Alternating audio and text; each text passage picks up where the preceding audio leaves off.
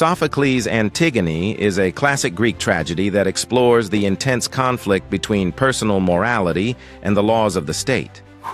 The story begins after a bloody civil war in Thebes between Antigone's two brothers, Eteocles and Polynices. Both brothers died in battle, but they were treated very differently by the new king. Their uncle Eteocles, who died defending the city, was buried with full military honors. Polynices, viewed as a traitor for attacking Thebes, Creon declared that anyone who attempted to bury Polynices would be executed. Antigone's defiance. Antigone is torn between her duty to the state and her religious duty to her family. Despite the warnings of her more cautious sister Ismene, Antigone secretly performs a symbolic burial for Polynices by scattering earth over his body. She is eventually caught in the act by Creon's guards and brought before the king. Be Polynices unburied and putting Antigone into the earth. He does not say that Antigone should not be condemned to death, only that it is improper to keep a living body underneath the earth.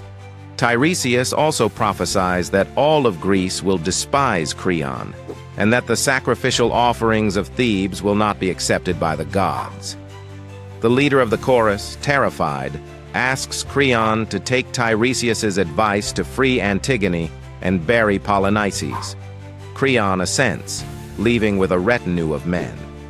The chorus delivers a choral ode to the god Dionysus. A messenger enters to tell the leader of the chorus that Haman has killed himself. Eurydice, Creon's wife and Haman's mother, enters and asks the messenger to tell her everything. The messenger reports that Creon saw to the burial of Polynices. When Creon arrived at Antigone's cave, he found Haman lamenting over Antigone, who had hanged herself. Haman unsuccessfully attempted to stab Creon, then stabbed himself. Having listened to the messenger's account, Eurydice silently disappears into the palace. Creon enters, carrying Haman's body. He understands that his own actions have caused these events, and blames himself. A second messenger arrives to tell Creon and the chorus that Eurydice has also killed herself. With her last breath, she cursed her husband for the deaths of her sons, Haman and Megareus. Creon blames himself for everything that has happened, and, a broken man, he asks his servants to help him inside. The order he valued so much has been protected, and he is still the king, but he has acted against the gods and lost his children and his wife as a result. After Creon condemns himself, the leader of the chorus closes by saying that although the gods punish the proud, punishment brings wisdom. Antigone, the oldest daughter of Oedipus, the exiled king of Thebes and Queen Jocasta. Antigone is a sister of Polynices, Eteocles, and Ismene. Compared with her docile sister, Antigone is portrayed as a heroine who recognizes her familial duty. Her dialogues with Ismene reveal her to be as stubborn as her uncle. She defies Creon's decree despite the consequences she may face in order to honor her deceased brother Polynices. Ismene serves as a foil for Antigone, presenting the contrast in their respective responses to the royal decree. She is more lawful and obedient to authority than her sister, and hesitates to bury Polynices because she fears Creon. Creon is the current king of Thebes, who views law as the guarantor of personal happiness. He can also be seen as a tragic hero, losing everything for upholding what he believes is right. Even when he is forced to amend his decree to please the gods, he first tends to the dead Polynices before releasing Antigone. Eurydice of Thebes is the queen of Thebes and Creon's wife. She appears towards the end and only to hear confirmation of her son Haman's death. In her grief, she dies by suicide, cursing Creon, whom she blames for her son's death. Haman is the son of Creon and Eurydice, betrothed to Antigone. However, when Creon refuses to listen to him, Haman leaves angrily and shouts he will never see him again. He dies by suicide after finding Antigone dead. Coryphaeus is the assistant to the king, Creon, and the leader of the chorus. He is often interpreted as a close advisor to the king, and therefore a close family friend. This role is highlighted in the end when Creon chooses to listen to Coryphaeus' advice. Tiresias is the blind prophet whose prediction brings about the eventual proper burial of Polynices. Portrayed as wise and full of reason, Tiresias attempts to warn Creon of his foolishness and tells him the gods are angry. He manages to convince Creon, but is too late to save the impetuous Antigone.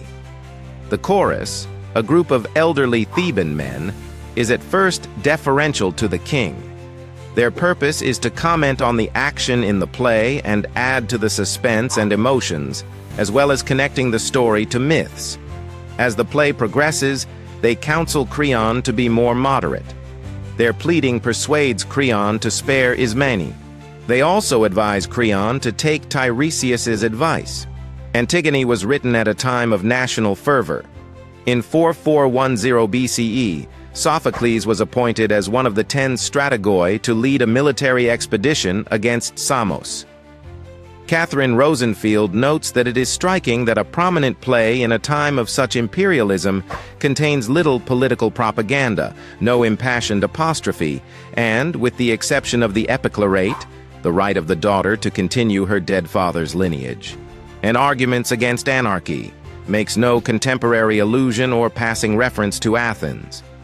Rather than become sidetracked with the issues of the time, Antigone remains focused on the characters and themes within the play. It does, however, expose the dangers of the absolute ruler or tyrant in the person of Creon, a king to whom few will speak freely and openly their true opinions, and who therefore makes the grievous error of condemning Antigone, an act that he pitifully regrets in the play's final lines.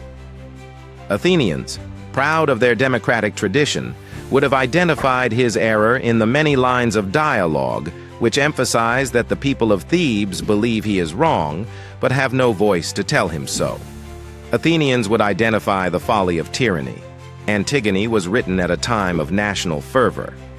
In 441 BCE, Sophocles was appointed as one of the 10 strategoi to lead a military expedition against Samos.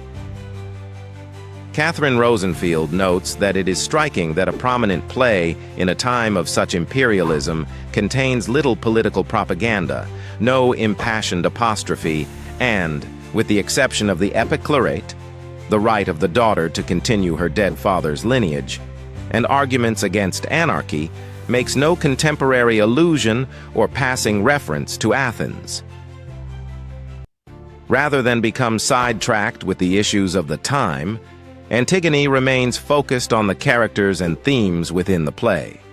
It does, however, expose the dangers of the absolute ruler or tyrant in the person of Creon, a king to whom few will speak freely and openly their true opinions, and who therefore makes the grievous error of condemning Antigone, an act that he pitifully regrets in the play's final lines.